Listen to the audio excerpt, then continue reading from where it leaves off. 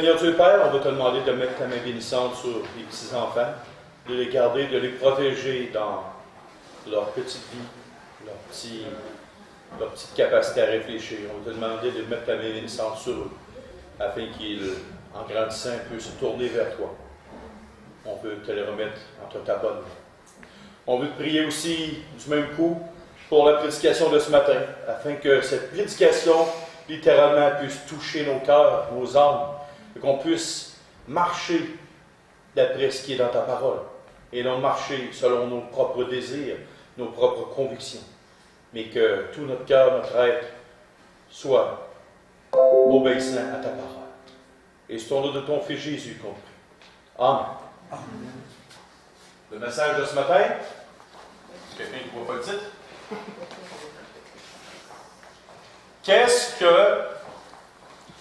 Qu'est-ce qu'un véritable disciple de Christ? On va tourner, s'il vous plaît, dans Jean chapitre 15, versets 1 à 8.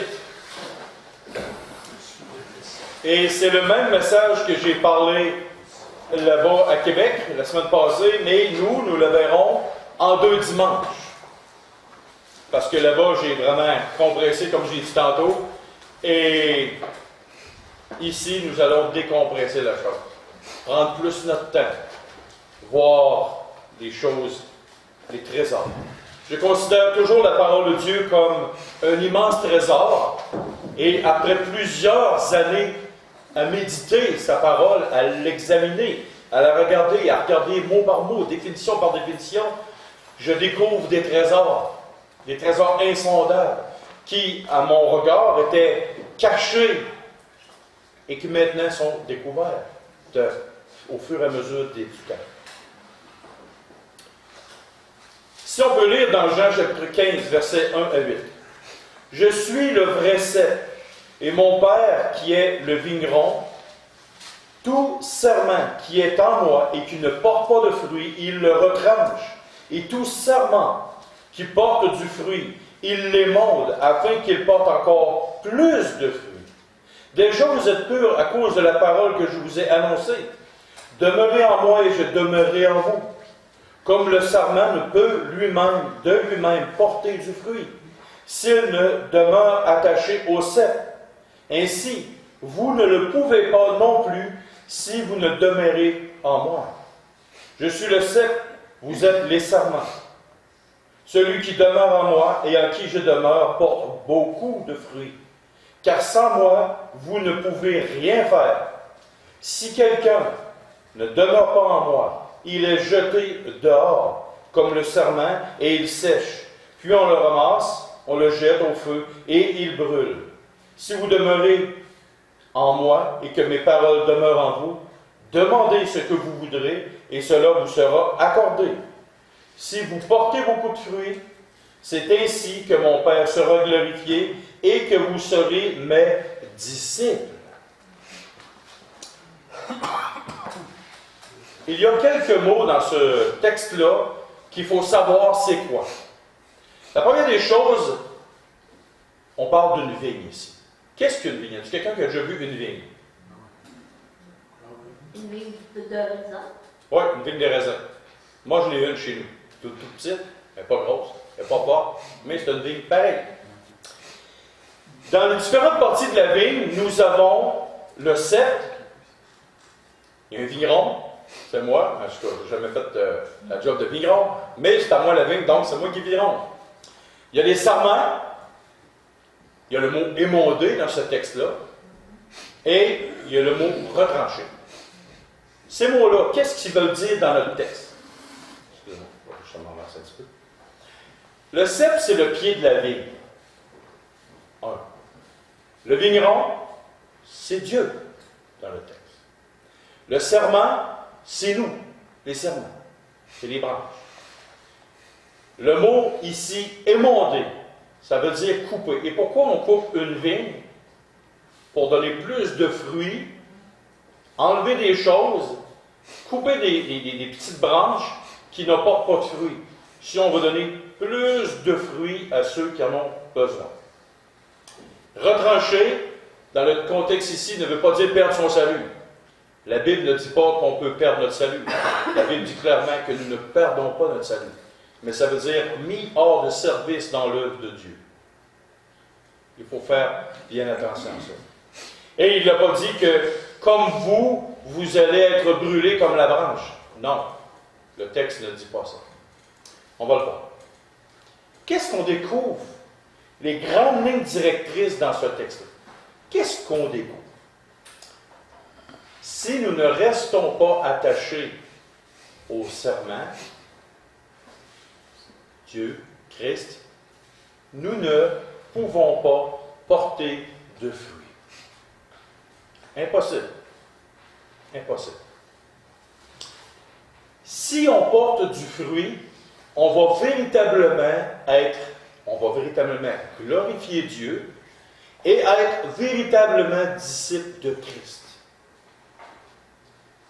Si on ne porte pas de fruit, on ne peut pas être appelé disciple de Christ. Tu as bien beau penser ce que tu veux, dire ce que tu veux, avoir les bonnes intentions du cœur que tu veux. Mais si tu ne portes pas de fruit, tu ne peux pas être appelé disciple de Christ. Regardez le dernier verset, on l'a lu. Si vous portez beaucoup de fruits, c'est ainsi que mon Père sera glorifié et que vous serez mes disciples. L'inverse, si tu ne portes pas de fruits, peux-tu être disciple de Christ? Non. Impossible. Dieu enlève en nous ce qui est inutile. Et il se sert de ceci pour nous faire porter plus de fruits. Chez nous, j'ai un pommier, c'est le même principe. Il y a des branches secs. Il y a des branches qui sont inutiles. Je les coupe pour donner plus de sève aux fruits, pour avoir encore de meilleurs résultats. Dans nos vies, et on va en parler un petit peu plus loin, peut-être pas ce matin, mais dimanche prochain, Dieu se sert de l'épreuve dans nos vies pour nous faire porter plus de fruits à sa gloire.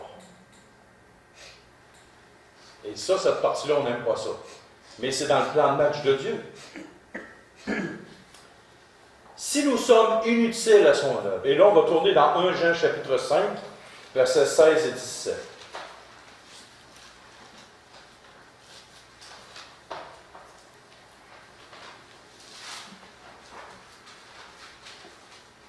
« 1 Jean, chapitre 5, versets 16 et 17.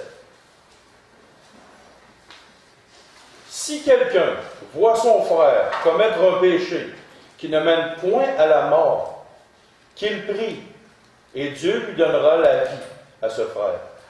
Il la donnera à ceux qui commettent un péché qui ne mène point à la mort. Il y a un péché qui mène à la mort. Ce n'est pas pour ce péché-là que je dis de prier. Toute iniquité est un péché.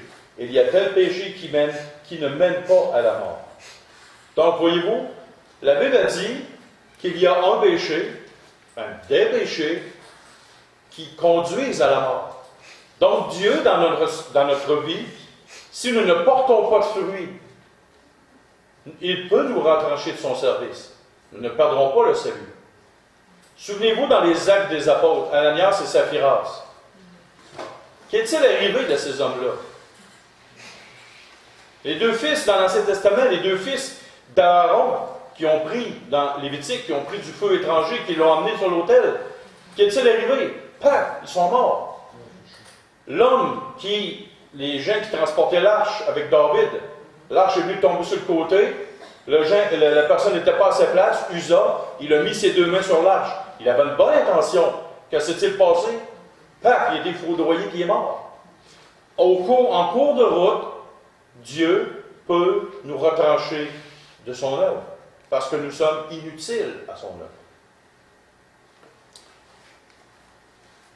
Et sans Christ, il est impossible pour nous de glorifier Dieu. La parole de Dieu nous dit, si tu n'as pas le Fils, tu n'as pas le Père non plus. Si tu n'as pas le Père, tu n'as pas le Fils. C'est indissociable. Tu peux-tu manger une toast au croton, pas de croton dessus?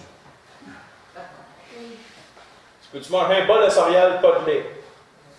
Il y en a qui vont dire oui, mais c'est-tu vraiment un bol de céréales? Non. C'est un plat avec des affaires qui sont croustillantes. C'est pas un bol de céréales. Tu peux-tu dissocier qu'est-ce qu'il y a dans l'oxygène? C'est quoi compose l'oxygène? Les scientifiques, c'est quoi qui compose l'oxygène? De l'azote en partie. De l'azote en partie, et l'autre? L'oxygène. L'oxygène. Ce qu'on respire, là, il y a des compositions. Si tu en enlèves un, ou si tu en mets plus d'un un, plus de l'autre, qu'est-ce qui arrive? On meurt. Fait un disciple qui dit « je porte pas de fruits » ou qui ne veut pas porter de fruits ou qui n'en porte pas, c'est pas un disciple, c'est indissociable.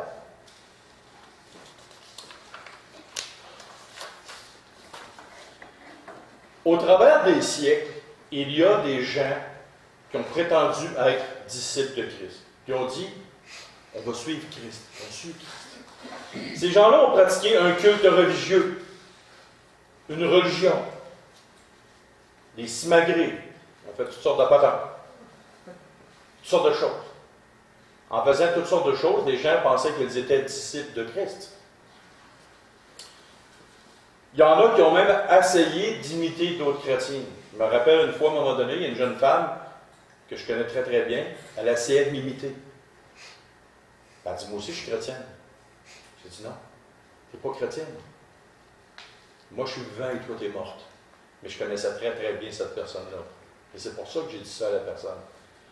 Tu pratiques une religion dite chrétienne. Tu pratiques une religion dite chrétienne. Tu fais comme un chrétien, ça ressemble, c'est du copier-coller, ça ressemble à ça, tout ça. Mais la vie qui est en moi n'est pas en toi, donc tu es mort, je suis vivant. Et si l'inverse serait aussi vrai, si moi j'essaierais de t'imiter pendant que toi tu as la vie de Christ en toi, je pratiquerais une religion chrétienne. Il y a des gens aussi qui ont littéralement pratiqué un culte, mais c'était tout le temps Christ, un peu, beaucoup d'autres choses à rajouter. Et ce n'est pas être disciple de Christ. Qu'est-ce que véritablement un disciple? Je vais vous lire des définitions aussi que j'ai écrites. Écoutez bien les mots. Celui qui apprend d'un maître, qui suit son enseignement, qui s'attache à lui de tout son cœur. Apprendre, suivre, s'attacher. Qui décide de façon volontaire de se laisser transformer par ses enseignements. Décide volontairement de se laisser transformer. Qui conforme sa vie, ses sentiments, tout son être à la volonté du maître qu'il dit suivre. Conformer sa vie, ses sentiments, son être. Toute ta personne. Qui pratique concrètement dans sa vie les enseignements de son maître, peu importe le prix qu'il devra payer. Qui obéit au maître qu'il dit suivre. On s'arrête 30 secondes et je prends n'importe quelle place, n'importe quelle personne dans l'assemblée. Et je vous donne une claque d'en face. Bam! Votre première réaction humaine, c'est quoi? Faire la même affaire. D'en refaire la même affaire. Si on veut être honnête, Julie, elle a la caractéristique d'être honnête. Et c'est vrai. Notre capacité humaine à nous, c'est quoi? Qu'est-ce qui se passe dans notre tête, dans notre cœur? Là, on est relax, c'est personne qui nous a frappé. Quelle est la phrase qui nous vient en tête? Si quelqu'un te frappe sur l'âge droit, présent. Ah, ça, tout le monde, ça nous arrive quand il reçoit une claque en face. Au même maintenant, il y a un verset. Voyez-vous? C'est quand il arrive quelque chose dans notre vie que c'est là qui détermine réellement si vous êtes un disciple de Christ. C'est quand il arrive quelque chose que ça détermine si vous êtes un disciple de Christ. Et ça ne regarde pas les autres. Ça ne regarde pas le monde qui vous entoure. Ça regarde vous et Dieu.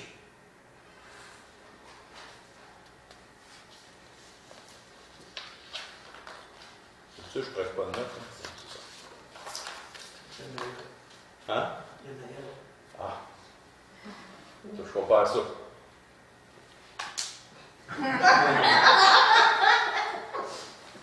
Je laisse le bouchon là, et le paye là. T'as rendu tout petites choses drôles, mais je ne le ferai pas. Voici maintenant sur quoi il faut faire attention.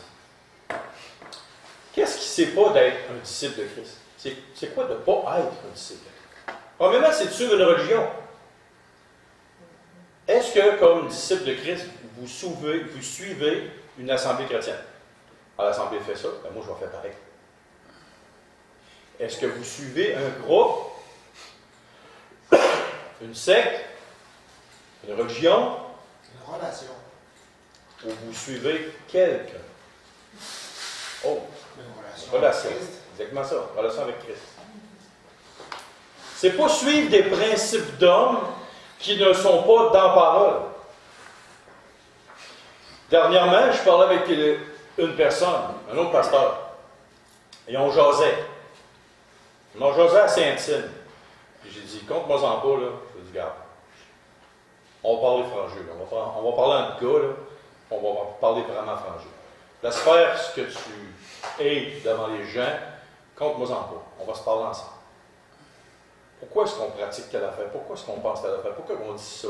Pourquoi qu'on parle comme ça? C'est de la religiosité, ça. Ça ne vaut rien devant Dieu. C'est de la boîte. Qu'est-ce que l'apôtre Paul disait? Il dit, mon passé, là, comment j'étais avant, là, j'ai regardé tout comme rien, comme de la boue, de la base. Pourtant, il y avait beaucoup de choses. C'était un scribe, c'était un pharisien. Mais j'ai regardé en avant, j'ai regardé à Christ. Parce que Christ est tout.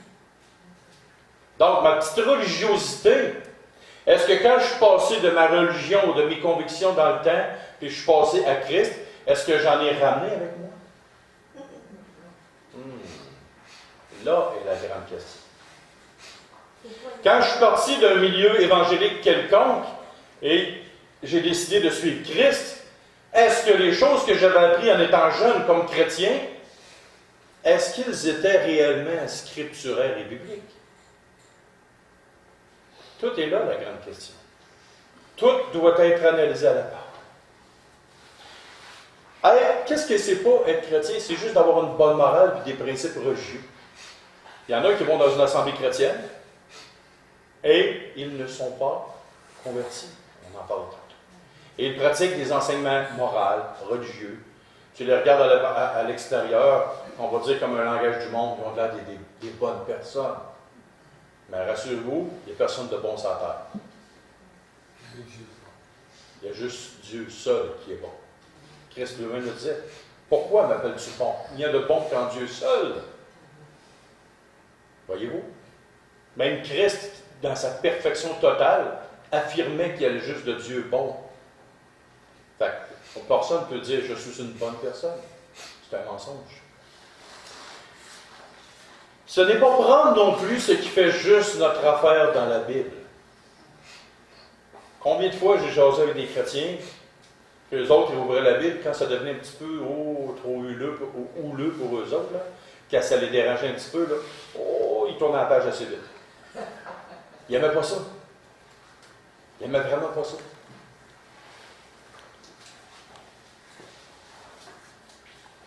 Ce n'est pas vivre non plus confortablement sans problème. Si vous ne vivez pas de problème dans votre vie, vous n'êtes pas un disciple de Christ. Voulez-vous avoir la plus belle preuve? Il y a quelqu'un qui est allé à la guerre en gougoune, avec un petit jus, un petit punch, un chapeau de paille, des culottes courtes. Quand tu es sur une plage, habillé de même, tu n'as pas vraiment de problème. Il y a un chrétien qui vit comme ça sur la terre, il ne se rappelle jamais qu'il est en guerre spirituelle. Vous avez des ennemis, un ennemi en particulier, le diable, et si vous êtes conformément attaché à Christ, vous n'allez pas le faire un petit drink, prendre votre petit gazon chez vous, faire la petite vie tranquille. Non, non. On est en guerre. Quand tu es en guerre, tu as des problèmes. Mais un jour, quand un chrétien, il lit dans la parole, il dit je vais rentrer dans le repos céleste de Dieu, un véritable disciple va faire j'ai assez hâte. Et j'ai hâte. Je suis tanné. Oh, ça, tu parles d'un véritable disciple de Christ. Mais quelqu'un qui dit, par exemple, oh, je ne suis pas trop pressé d'y aller, ça va bien.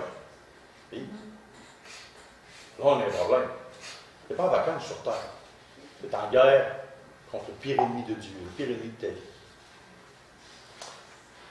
OK, maintenant, les vraies marques, les marques distinctives du disciple de Christ. On va tourner dans Jean chapitre 3, s'il vous plaît.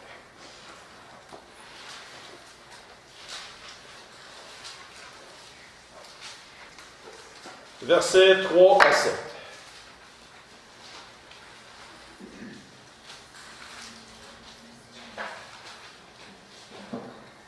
Et ça, c'est un point essentiel. Un point essentiel. Jésus lui répondit, en vérité, je te le dis, si un homme ne naît de nouveau, il ne peut voir le royaume de Dieu. Nicodème lui dit, comment un homme peut-il naître quand il est vieux? Peut-il rentrer dans le sein de sa mère et naître? Jésus lui répondit, en vérité, je te le dis, si un homme ne naît d'eau et d'esprit, il ne peut entrer dans le royaume de Dieu. Ce qui est né de la chair est chair, ce qui est né de l'esprit est esprit. Ne t'étonne pas que je t'ai dit, il faut que vous naissiez de nouveau. Il y a 3 expressions là-dedans. Il ne peut voir le royaume. Il ne peut entrer dans le royaume. Il faut que vous naissiez de nouveau.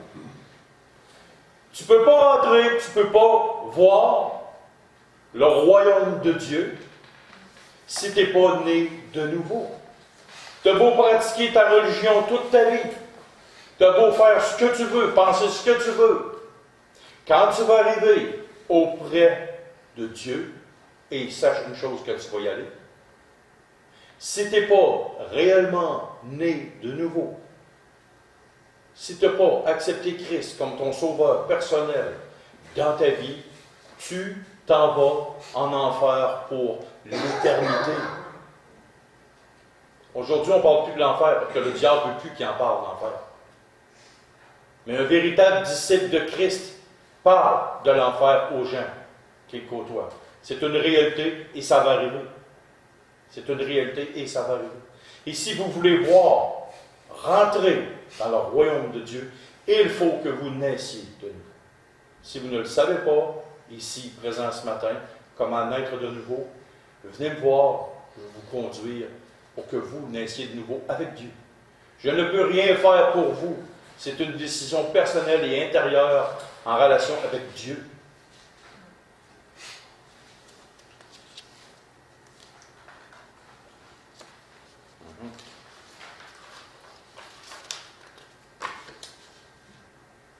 Maintenant, on va tourner dans Galates chapitre 2, verset 20, s'il vous plaît.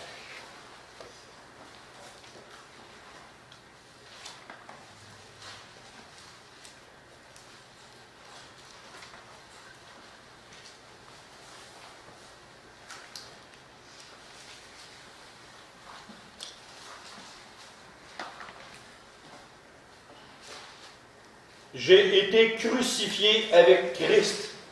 Et si je vis, ce n'est plus moi qui vis, c'est Christ qui vit en moi. Si je vis maintenant dans la chair, je vis dans la foi au Fils de Dieu, qui m'a aimé et qui s'est livré lui-même pour moi. Et il y a un autre texte, 1 Corinthiens 6, 19 et 20, qu'on essaie de tourner.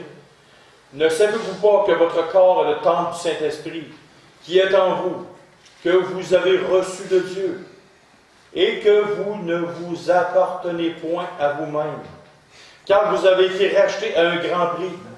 Glorifiez donc Dieu dans votre corps et dans votre esprit qui appartiennent à Dieu. Aujourd'hui, on a l'expression « je, me, moi ». Me, myself and I. On fait ce qu'on veut, comme on veut et quand on veut. Mais là, c'est marqué, ce n'est plus moi qui vis, c'est Christ qui vit en moi. Et l'autre texte, vous ne vous appartenez point à vous-même. On ne peut plus vivre égoïstement juste pour soi. nous devons vivre amoureusement que pour Christ. À la mesure que nous aimons Christ, notre mesure d'égoïsme disparaît. Plus que nous aimons notre femme, plus que nous vivons pour elle. Moins que nous l'aimons, plus que nous vivons pour nous. Est-ce qu'on est d'accord avec ça? Si j'aime pas beaucoup ma femme, je ne penserai pas beaucoup à elle. Je ne ferai pas des efforts pour elle. Je n'agirai pas dans la fonction qu'elle va être heureuse, qu'elle va être contente. Je vous donne un exemple. Ma femme aime les petits oiseaux, les pit-pit, communément appelés par les enfants. Elle sait tous les noms, puis les ci, puis les ça. Moi, ce que j'ai fait, parce que je ne l'aimais pas beaucoup, j'ai dit organise-toi. Non.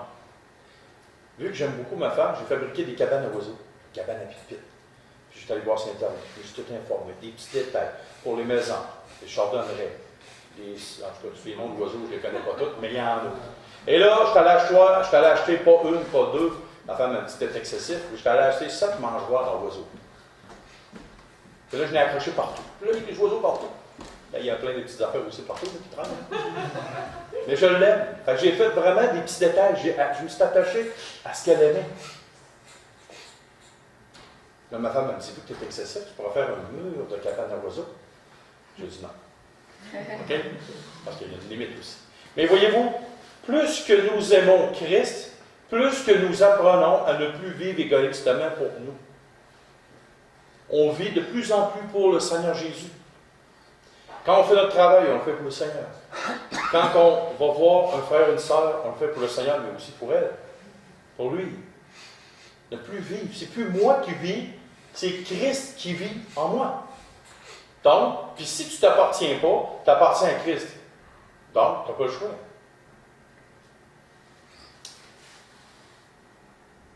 Maintenant, tournons dans Jean chapitre 17, versets 20 à 23.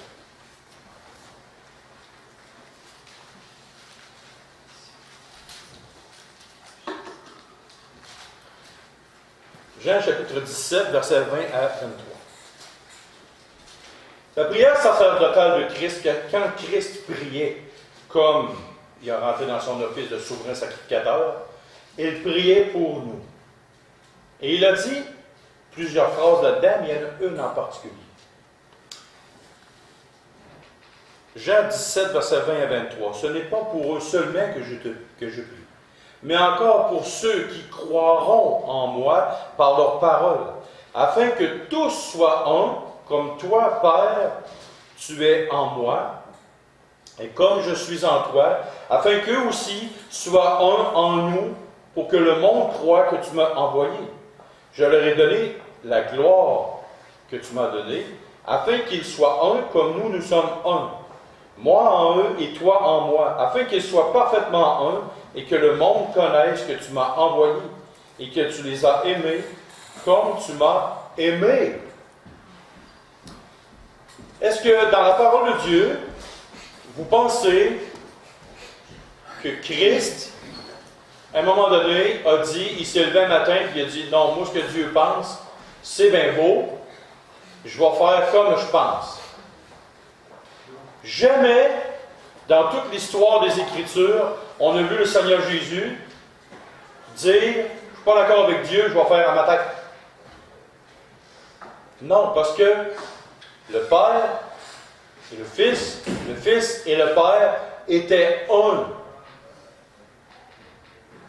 Ils avaient la même pensée, la même ligne de pensée. La grande question est de savoir, est-ce que nos pensées sont au même diapason que celles de Dieu? La réponse est non. Non. Parce qu'on a notre nature pécheresse. L'apôtre Paul disait, qui me délivrera de ce corps de mort? Je ne fais pas le bien que je veux faire, mais je fais le mal que je ne veux pas faire. Mais quel est notre but? Quelle est notre ligne directrice? De plus en plus que nos idées, nos pensées, nos convictions devienne sur le même diapason que Dieu. Avant, je pensais telle chose. Maintenant, qu'est-ce que je pense avec ce que j'ai découvert dans la parole? Oh, ça c'est la phrase qu'il faut retenir. Avant, je pensais telle chose. J'agissais comme ça. Je faisais ça. Je parlais d'une telle manière. Maintenant, qu'est-ce que Dieu dit? Prenons l'exemple, tantôt que j'ai pris. Avant, je disais, mettons exemple, moi, je suis une bonne personne. Tu te convertis, et là, la parole de Dieu te dit quoi? Tous sont pervertis, tous sont coupables, tous sont pécheurs devant Dieu. Donc maintenant, est-ce que je vais continuer à penser comme je pense, ou à cause de ce que la Bible me dit, je vais déclarer publiquement, je suis très perverti.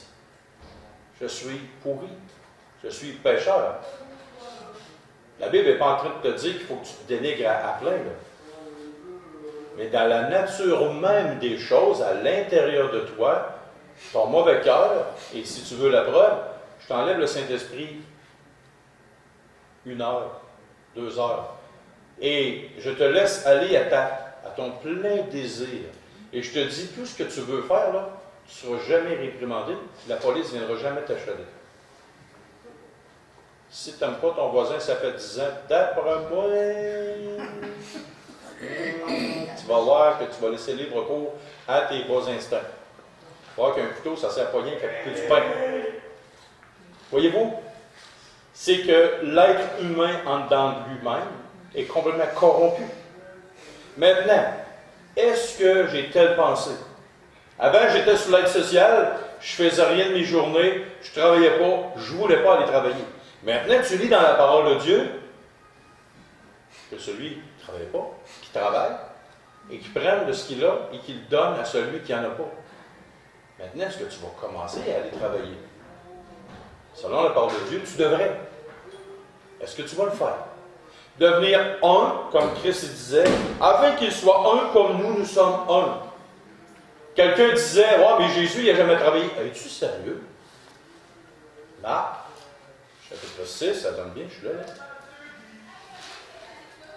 Si ma mémoire. En parlant de Christ, n'est-ce pas le charpentier, le fils de Marie, le frère de Jacques, de Jose, de Jude et de Simon? Oh, Christ était charpentier. C'était pas juste le fils du charpentier. Marc 6,3, Christ était charpentier. Il fabriquait des choses. Il fabriquait de la charpente. C'était pas des meubles avec des tables en passant. OK, on voit ça dans les films, là. Il était charpentier. C'est quoi un charpentier? Ça construit de la charpente. Ça fait pour des petits barreaux de cuisine. Peut-être pour sa mère qui a fabriqué des chaises et des tables, son père. Mais ça, on ne le laissait pas. Mais tout le monde le voyait comme un charpentier. Donc, tu dis suivre Christ. Et pourquoi tu ne conformes pas ta vie? Tu ne mets pas ton cœur, ton âme, tes idées, tes pensées au même diapason que Christ. Sans ça, tu ne peux pas être un disciple de Christ.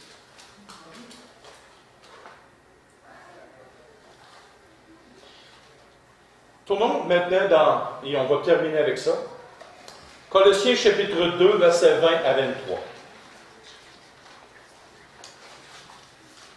Colossiens chapitre 2, versets 20 à 23.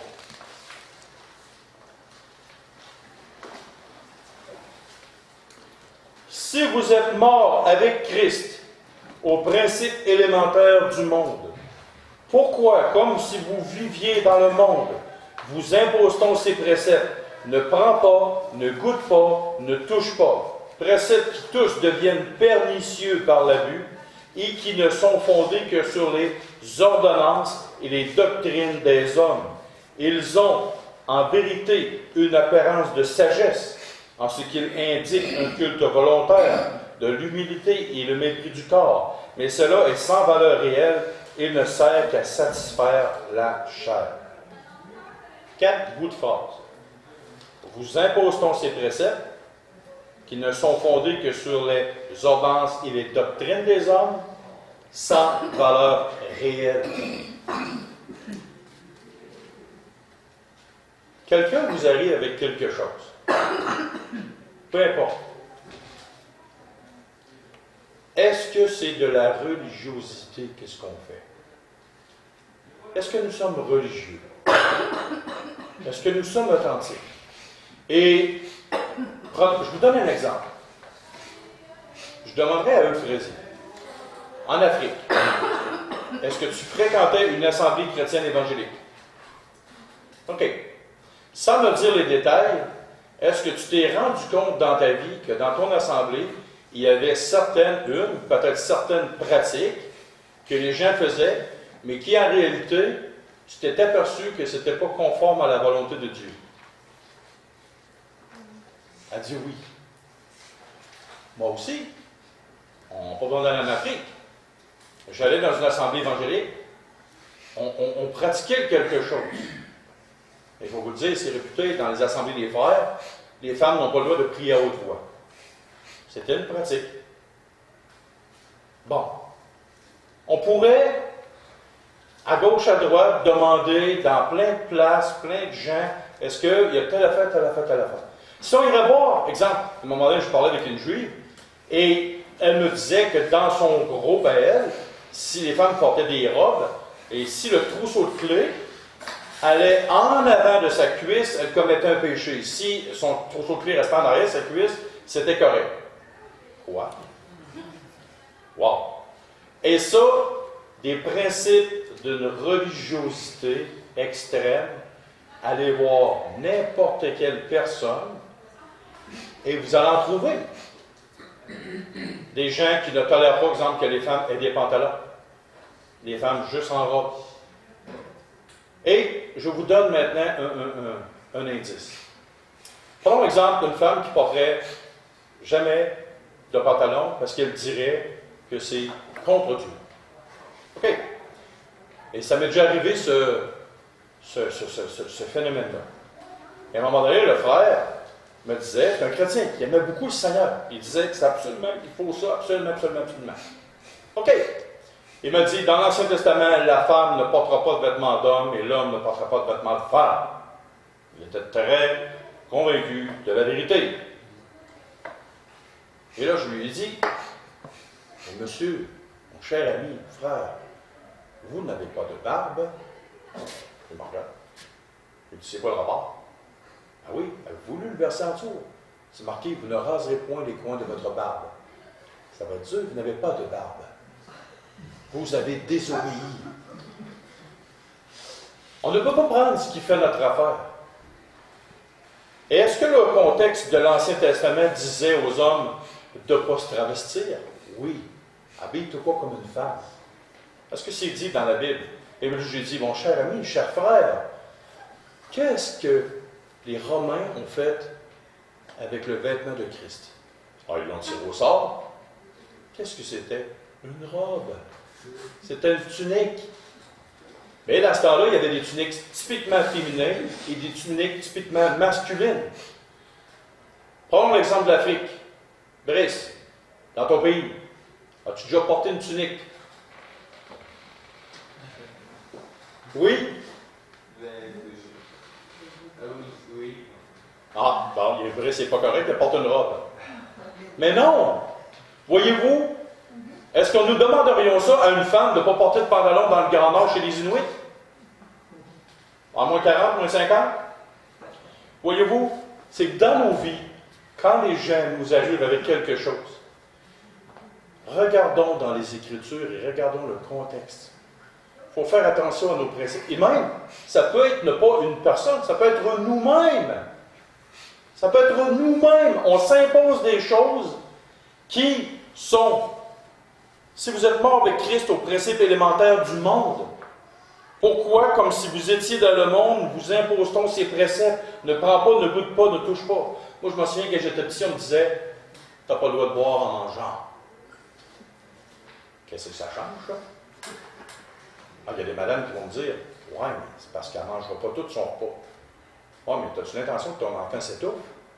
Et vous, dès que tu fais du riz super collant, là, j'ai dit, moi, là, je suis rendu adulte, là, puis je mange du riz, là, puis si je ne vois pas en manger, là, je te juge, avec ma à l'hôpital. Je meurs étouffé, je ne suis pas capable d'avaler du riz. Alors, souvenez-vous, les plus vieux, là, tu n'as pas le droit de boire en mangeant. Pourquoi? C'est quoi là, l'affaire de mettre des principes. Nous-mêmes, on peut s'imposer des principes religieux, des principes, fais pas ci, fais pas ceci, fais pas cela. Sur quoi tu t'appuies dans la parole de Dieu pour que ce soit réellement spirituel? Toi, tu viens d'une culture hispanophone. Je suis sûr que si je te poserais la question, est-ce que dans ta culture hispanophone, il y a des principes que tu t'aperçois comme on est dans la parole de Dieu? Oups, il y a quelque chose qui ne marche pas. Elle dit oui. Dans n'importe quelle culture, dans n'importe quel foyer, dans n'importe quelle maison, est-ce que nous sommes des religieux ou nous sommes des véritables disciples de Christ? Si ce n'est pas marqué dans la parole, alors je suis libre de le faire. Je suis libre de le faire.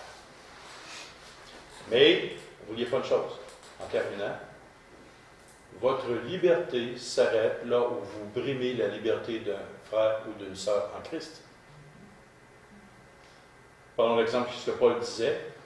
Si un est végétarien et moi je suis carnivore, est-ce que je vais faire par exprès pour tout le temps manger de la viande envers la personne?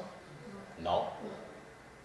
Mais la personne qui est végétarienne, est-ce qu'elle va m'imposer obligatoirement que si je mange un morceau de viande devant d'elle, je vais avoir un coup de règle?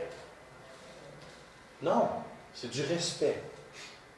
Un respect par amour pour elle, pour lui, pour l'enfant, la personne âgée.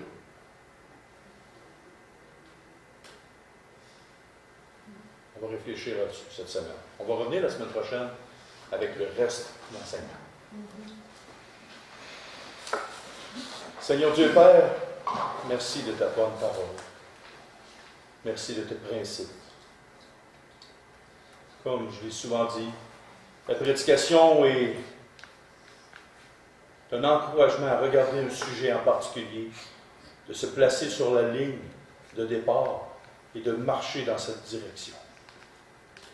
Tous les principes qui viennent d'être dits ce matin.